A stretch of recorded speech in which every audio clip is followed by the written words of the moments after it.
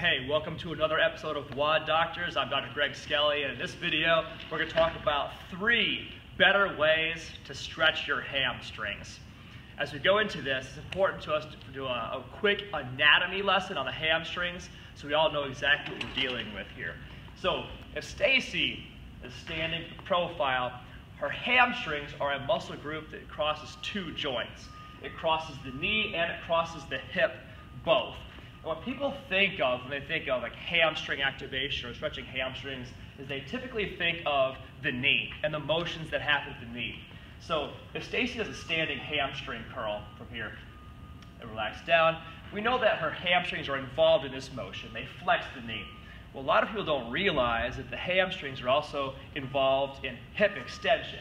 So if she does this motion here, the glutes are working, but the hamstrings are also working. The knee is in a fixed position, and so now the hamstrings activity is to extend the hip. If we're going to really stretch the hamstrings to make it easier to get into a good deadlift position, make toes to bar easier, we have to fix both the knee position and the hip position. Let's look at a couple of ways people typically stretch their hamstrings. Check it out. Really common hamstring stretch, but if we're checking this out, she only has the fixed knee position. The pelvic bowl is still posteriorly tilted here. So while she's stretching the knee, or stretching the hamstrings at the knee rather, she's put the hamstrings on slack at the hip. If she does the standard sit and reach PE class stretch, the same problem. Knees in position, but not the hip in position. So I'll help Stacy come back standing here. And we're going to talk about the first of 3 better ways to stretch the hamstrings. First, Stacy will put one leg out to the front, and that's the side that she's going to be stretching.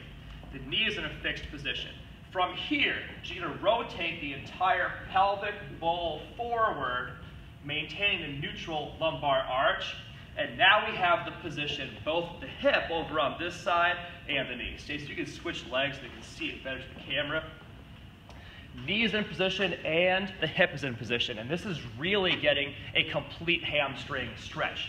She can further bias to the inner hamstrings or outer hamstrings by rotating her foot one way or the other. Whichever way the foot goes, the rest of the leg tends to chase it. So if she internally rotates this foot, the whole leg internally rotates, and now she'll experience the hamstrings probably more along the lateral hamstrings here.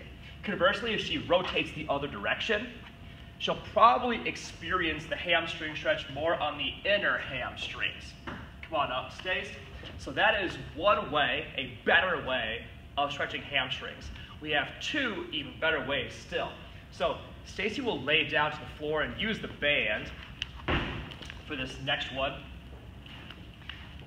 She lays to her back, pulls her foot over her. And what's great about this position is knee is straight here, but then also the floor provides some support to have the correct hip and back position additionally.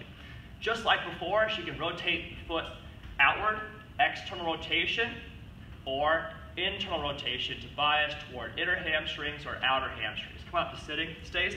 The best way of all we've found to mobilize hamstrings is to use an ab mat, if available, to further secure the hip and back into position.